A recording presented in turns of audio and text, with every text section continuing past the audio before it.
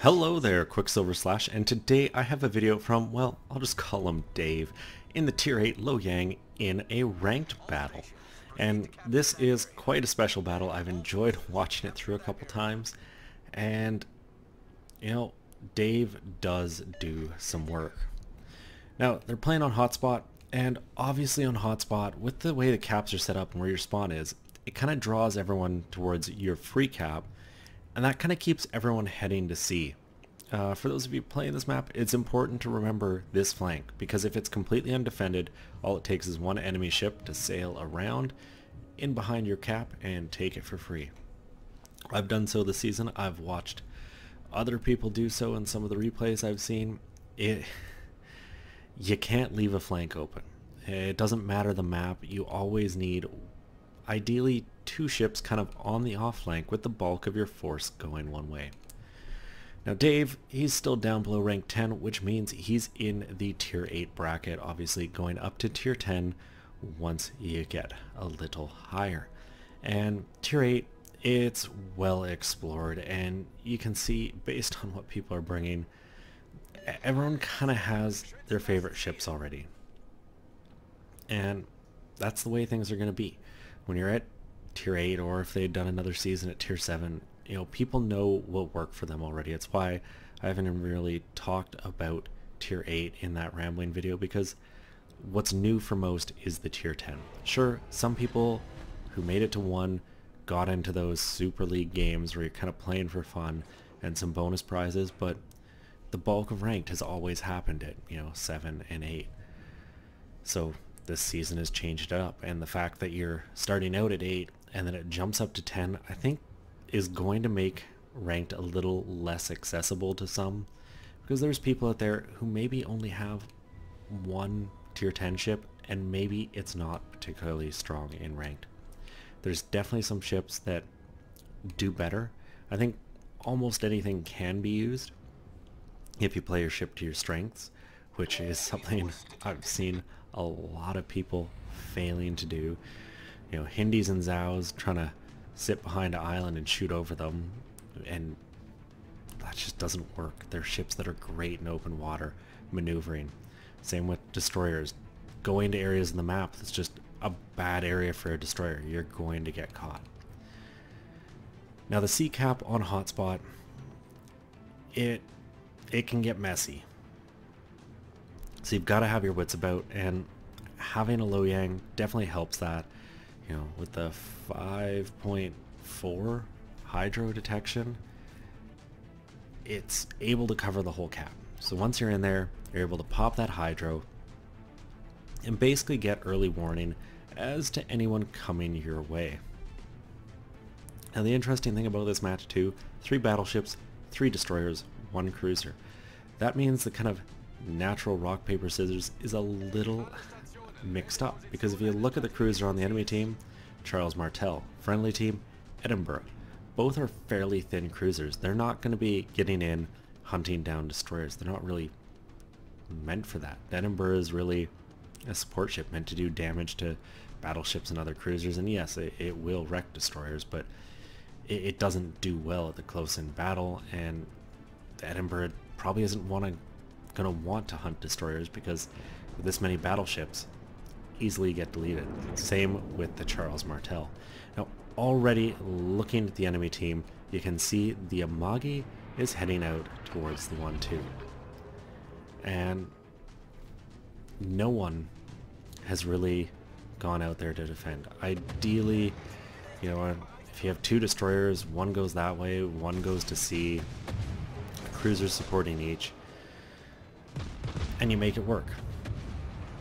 Now the hydro coming in handy here, detecting both those destroyers, giving ample warning of these incoming torpedoes. You can see the Benson backing up and trying to get into position to dodge them, bringing the bow around. I'll just call him Dave. Easily safe. These enemy destroyers choosing to sit and smoke, well, the Z-23 now blasting out of it. But being permanently lit, it definitely gives Dave an advantage. You can see right now he's not spotted. He popped his smoke and he's able to return fire at that Z-23 for free. And if this Benson pulls out, the exact same will be true. The friendly Benson dodges the smoke, or not the smoke, dodges the torpedoes, and decides to send some of his own off. It never hurts, but personally in knife fight situations like this, I always try to save my rack of torpedoes. I want them when someone gets in so close that I can use them to either steer their ship in an ideal way or get the kill.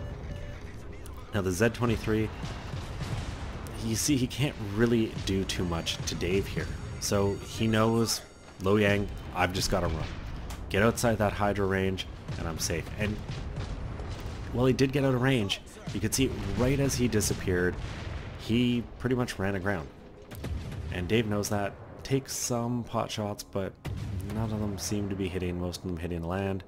But the friendly Benson, happy to keep trying. Now this enemy Benson, meanwhile, has left the island he was behind and pushed up right as the Hydra was running out.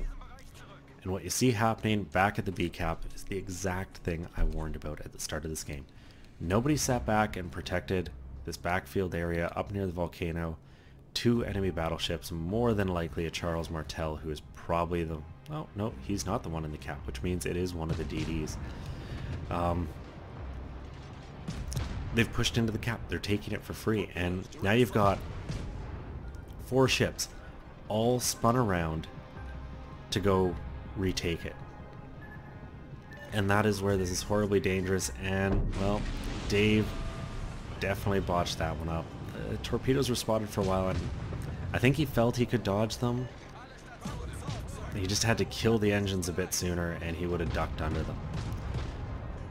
It's okay though, still in the game, still able to do damage. This enemy Z-23 is on far lower health. The Benson pretty beat up too, and you can see friendly Benson charging against that enemy one. They're in a straight up gun duel. The friendly one choosing to use AP. And I always question that. Unless a destroyer is perfectly broadside onto you in another destroyer, HE is just a safer bet. Your rate of fire is such that really you should be thinking about consistent damage over, oh, what's the best way I can get a good hit? And yes, there are times AP will do a lot of damage to a destroyer. But for the most part, HE, its ability to knock out modules more consistently, even enemy guns, helps you in that close-in knife fight. Either way, the friendlies have retaken B, and Dave and crew have captured C. The Z-23 scared away, enemy Benson dead, and an enemy Tirpitz pushing in alone. Well, I say that, but there was a smoke screen over here a while ago, so it's possible something's up mid, though just guesstimating, the enemy destroyer had to have been at B, so smoke screen was allied. There's the Shenyang. And they're getting pushed, and this is a dangerous position for all 4 of these ships, because the Shenyang has got those torps, the deep waters, and every one of them are vulnerable, and they're pretty much forced to keep sailing in, particularly the Edinburgh. The Edinburgh can't afford to turn for torps, because he gives broadside to an Amagian Tirpitz, he is dead. And the friendly Benson goes down to this turp, but he does get torpedoes off in time. The Hydro's up, so no matter what happens with smoke, this Qckslvrslash, they will have this Tirpitz spotted. And thankfully it is a Tirpitz and not a Bismarck. Downside being, there's potentially torps in the water, but so far it's just been friendly torps that wrecked the Tirpitz, bringing them a lot lower. You can see the Qckslvrslash finally using that smoke screen, throwing torpedoes that actually kind of wildly miss. I like what Dave did there, and whether it's because the island was going to block the second set or he was consciously just wanting to save one, it is a very safe move, particularly on islands like this, to hold a set of torpedoes. You never know what the enemy player is thinking. A lot may just assume you blew both sets. They only spotted one because of that torpedo detection range, and the other, went wildly past. Either way, that is a flood that is going to stick because the Tirpitz had to have eaten a flood on the first one. Personally here, what I'd be concerned about is that 3 kilometer range, because if you have vigilance at 3 kilometers, you could be spotted, but it appears not the case. The Tirpitz will flood out here, and there is Dave's first kill. Things are looking not too bad. They're not great, but Dave's team has 2 caps. We know the Z-23 is on low health. And, well, the enemy team is pretty bunched up in the backfield. And that could work out. You can see just based on RPF, Dave choosing to fire off some torpedoes. It's completely possible. Enemy Z is charging in, hoping for an easy surprise kill. Maybe you get lucky, maybe you don't. But either way, in 20 seconds, the next rack's going to be available. And you can see it starting to happen. Edinburgh just went down. Friendly BB before it. They're starting to melt just to the Shenyang. The enemy battleships are pretty much perma-detecting what is here, and the Shenyang, although is in and out of detection, is basically able to just launch wave after wave of his torpedoes at the enemy ships and knock them out. And you can see in chat, players are already starting to complain, and that is just the normal salt of ranked. You know, there's some bad placement at the start of this battle that hurt them. It caused them all to panic when they were losing their cap and turn around. Dave's basically stuck to his guns. He was going to sea, he was going to take it. He did. Sadly, a couple Allied destroyers went down in the effort, but despite being down a couple ships, they were closing the point gap until that enemy Z sailed into the cap. Now, being hydro detected with RPF, it's pretty obvious where that Z is, sitting somewhere just over here.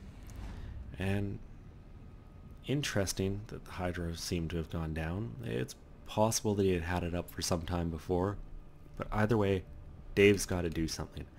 And that enemy Z not having hydro definitely gonna be his undoing. You can see the Tirpitz turning away really close to last known position of that Shenyang, who I'm assuming disappeared into smoke, potentially just sailed away, but not a good situation. Dave gets his hydro up, ready to engage this Z, and he does that. That pulls the points a lot evener. They're gonna get C if he can kill the Z, and well, there goes the Tirpitz, and that just leaves the Amagi defending against 2 battleships, a Charles and a Shenyang. Dave pulls out, opening fire on this Z, finishing him off, and well, he's gonna start taking Charlie. Meanwhile, the Amagi, still on decent health, starting to kite away. A lot is going to come down to this Amagi. Dave's done almost 50k, has 2 kills, has done a good amount of work here at Charlie, but he is going to be critical if they can pull the win away here. Cap control is going to be an issue. When you have fewer ships, it is hard to maintain the caps. That's why kind of the common consensus is when you're down on ships, group up and just try to find one enemy ship that you can double team, and do that a couple times and then you've got numbers. Right now though, getting caps probably going to prove important. So Dave points up towards A. You can see him kind of pondering back and forth. His RPF appears more or less to be pointing in the direction of the Tirpitz. Now, the Shenyang could be somewhere between them. Hard to tell, but it gives them an idea of where it is. And right now, nothing up at A, which means if he can slip into A, he's able to reestablish cap control. The Amagi's been doing a great job alternating targets. Or actually, no, hasn't been alternating targets. It's only the Tirpitz and cap. So by focusing them down, has been keeping that cap. Now, unfortunately, Charles Martel up ahead at the A cap, but Charles is on low health. And if he's not expecting Dave to be here, he may just start opening fire on the Amagi, hoping he can get a cheap, easy kill. And the Amagi will spot him if he's in range. That means Dave can pop smoke and finish him off. Sadly, the Amagi goes down. So now the pressure is on. You can see a plane in the sky. Dave decides, I've got to open fire. Right as he does, he slams the brakes on, pops that smoke, hoping the element of surprise here is enough. He gets a fire. You can see the Martel fire, and it would have been his undoing anyway, but Dave's final volley had killed him. Now, just because of how smoke mechanics work, the second that Martel fired, he became detected. And that would have allowed Dave to finish him off. Now, Dave's obviously concerned about the plane in the air, but being down points, he has to get into A. And you kind of just go, well, I hope things aren't able to hit me. The Amagi just dropped some shells behind him. Hopefully his AA gun, it sounds like, he might be missing a few, is able to shoot this plane down, because you want to be able to take the cap, and having an Amagi throwing shells at you, even though he's 15 kilometers away, just isn't a pleasant experience. And heck, the Shenyang joins in, and it might seem like a good idea, maybe you get the kill, but as Dave shoots down the plane, he now has that critical piece of knowledge of, I know where the enemy destroyer is. And that enemy DD can't do a lot to Dave, at least with his torpedoes. Dave's got a definite advantage there. And if these random shells all miss, he now has 2 caps. So 3 minutes, 35 seconds, both caps, he will end up ahead on points. And because of when the Amagi died, there is a solo warrior for ranked on the line here. And so often you see these solo warriors come down to your team was way ahead on points, the enemy team can't get enough of the caps back, and it's just whatever ship remains sails to the corner. But Dave can't really afford to do that. Because if this Amagi and Shenyang get into either cap, it could be enough to delay or potentially take away and win this game. 3 minutes is a long time in ships.